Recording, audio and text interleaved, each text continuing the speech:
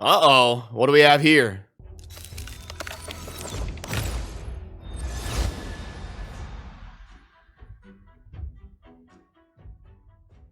Hey, what's up? This is Chosen, and this video is going to be covering the 10X that will be starting this Friday. We're going to go over each of the champions really quickly, let you know why I am probably going to actually pull some shards for this 10X, and I believe it might be the first time I ever have. So let's get into it. Alrighty, so first of all, the 10X is not live right now. You're going to want to go to your summoning portal and confirm that the champions are live and you are seeing that information in the summoning portal. So do not take this video as the 10X launching. It is not live quite yet, but the champions involved in this weekend's 10X are going to be Roxum, which you see pictured here, King Garog, Chancellor Yasmin, Vogoth, Ursula the Mourner, Armina, Old Hermit Jorg, and Ugo. So we'll quickly run through them, and then I'll let you know why I think I'm going to be pulling a few shards during this 10X. So Roxum here, I'll try to remember to link up there to the dedicated video that I did recently on Roxum. He's a fun damage dealer. Do I think he's an account carry by himself? No, he's a little bit dependent. But if you want to know the full breakdown of Roxum, I will link to that video up there, as I said before. Then for King Garog, and just in general, this 10X is going to be a lot of brand new champions. So admittedly, I'm not going to have a perfect understanding of all of them, but I'll give you my best, or I'll do my best to give you the best of context I can. King Garog seems like a decent damage dealing champion with some potential to crank out some deeps. Do I think he's worth slamming a bunch of shards for? Do I think he's account changing? Not really. He just seems like a pretty solid damage dealer with some potential. Chancellor Yasmin is an epic in the Banner Lords, and the A1 and the A2 are kind of meh. The heal is based on their HP, not hers, so you can't really like stack for it stat-wise and plan for it. But the A3 is going to be her calling card. It is 50% chance of removing all buffs from all enemies, so kind of an AoE buff strip. Places asleep, similar ability to a seer, except it doesn't do the damage. And then we do also have a pretty good aura of speed by 20% in all battles. So a solid base speed of 109. She's not a trash can or anything. Pretty solid epic. But again, I don't think anything like crazy, like a top 5 epic or anything. Vogoth is an epic in the Undead Hordes. So he's pretty tanky and definitely has some utility with the debuff extension on the A1 is a pretty cool thing to have, kind of like a budget version of Vizier or something, and it's a triple hitter, so it could be cool for the clan boss. The only problem is he does AoE provoke, but I mean it also does decrease attack as well. And then he's going to keep leech up and stuff like that. I mean, I don't know. Vogoth has some potential for some early to mid-game stuff. I don't think he's going to be super great in anything endgame other than maybe Faction Wars, because he scales with HP, which is kind of cool, and the heals and the tankiness. And I think he could be pretty solid for Undead Faction Wars and maybe some like dungeon progression, but I don't think he's some ridiculous S-tier epic or anything.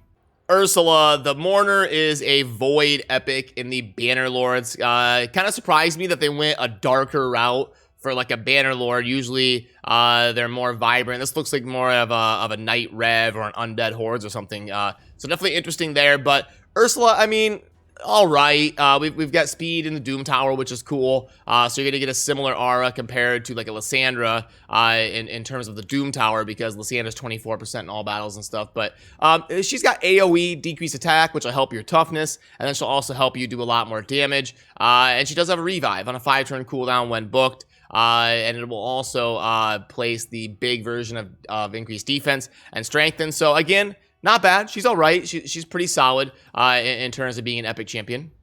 Then Armina here, an epic in the Barbarians, is basically a Magic Affinity War Maiden, which, hey, champions like that are welcome. Anytime you can get a 3-turn cooldown AoE defense break that also steals a little bit of the turn meter, it helps her kind of cycle through returns with stun in the A1. Yeah, pretty solid epic and definitely has a place in the game and a role in lots of different teams. Old Hermit Jorg is an orc epic champion, and we got HP burn on the A1, which is great for the early game, but not amazing in the end game. Increased attack on all allies and fill turn meter is interesting, and it is a 3-turn cooldown, so not bad. There is no like increased speed or anything, so it's not going to be as good as like an apothecary in terms of turn meter fill. Then we've got a revive when booked on a 5-turn cooldown, and we'll also place a perfect veil on them for 2 turns. And it is not a single; it's 2 random allies. So yeah, I mean he's all right. Basically an average epic. You've got revive, you've got some utility, but not like S tier or anything. And then we've got the best for last, Ugo, an epic in the Ogrein tribes. One of my favorite new champions because a little bit easier to acquire than a legendary, and I think has a lot of potential to be super amazing. We've got an A1 here that places a leech. That's always a welcome thing to place. Going to help out the tankiness of your team, especially in boss fights where you need it the most. And wow, this ability here is so amazing for an epic champion. It's an AoE attack. You can book it to a 100% chance of being AoE defense break on a 3-turn cooldown, and then also has a 50% chance that you can buff up to 75% of placing a block buffs debuff for 2 turns, and then that will increase by 5% for each alive enemy. So when you're going up against a full wave in faction wars or dungeons or in the arena, that 75% chance is going to be bumped up to 100% basically. So AoE defense break and AoE block buffs at the same time as doing damage on a 3-turn cooldown is ridiculous. It's an amazing general utility ability for an epic champion. I absolutely love the design of this A2. Then we've got the A3 that's going to remove heal reduction debuffs from all allies, then remove 1 random debuff from all allies, so kind of like a Doom Priest ability there, where you remove 1 random debuff as a cleanse, and then we're going to heal all allies by 20% of this champion's max HP, which means you can plan for it, you can actually stack for that effect to get more value, and then if all allies are dead, like if you're in a nuke situation where everybody dies except for Ugo, we'll revive them with 50% HP and fill their turn meters by 50% instead. That leads me into why I am going to be pulling for this 10x, because I want Ugo. I want to get Ugo on my account, add her to my Faction Wars team, and maybe add her to some arena situations, the block buffs with defense break and revive, and then we got a passive here that brings some value in terms of increasing speed and block damage, again, if she's left as kind of the last person standing in a nuke situation. So yeah, I can't wait to dive in and test Ugo and build her and get her maxed and add her to a few different situations on my account, and that is why I'm going to be pulling for this 10x. So if you watch my channel, you kind of know my sentiment by now. Usually 10x's are not worth it. We get 2x events every other weekend, so every 2 weeks, you've got a reason to pull either Sacred, Void, or Ancient Shards, and you should be doing that most times, in my opinion. I would say 90-something% of the time. The best choice is to skip 10x events and save your shards for 2x.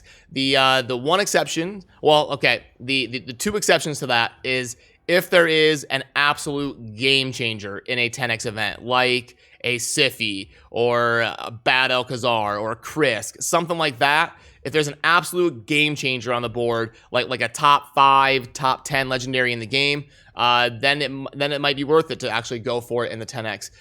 But I like to recommend doing 10x events as epic chasing events. So if there's an epic champion that is super cool, like a Madame Saris 10x, go for it. If you don't have Saris, pull some Void Shards and go for Saris. Now, right here, I'm going to be pulling some Ancient Shards. I'm going to spend some gems. I'm going to go after Ugo. This is why I always leave some bullets in the chamber, why I don't pull absolutely everything. You can see here I saved, even though we just had a 2x Ancient event, I saved some Ancients. I don't just blindly pull them all. I like to keep some bullets in the chamber for when things like this come up and an epic champion comes through in a 10x that I really want to go after, or a new champion gets released or something. So I'm going to pull all these 62 to see if I can get Ugo. If not, I'll throw some gems at it. I'm not going to go crazy. I'm not going to get ridiculous, but I am going to go for Ugo because I think it's a good opportunity to chase a good epic champion that I want to add to my account. But for those of you that either already have Ugo or you're not that interested in Ugo, other than that, I would say probably save your shards. Sure, there's some decent champions in there, but I would just save for the next 2x Ancient event that we'll be getting in about 5 weeks. So hang on to those Ancient Shards, hang on to your stuff until you get the corresponding 2x event if you're either not interested in Ugo or any of the other champions in the 10x.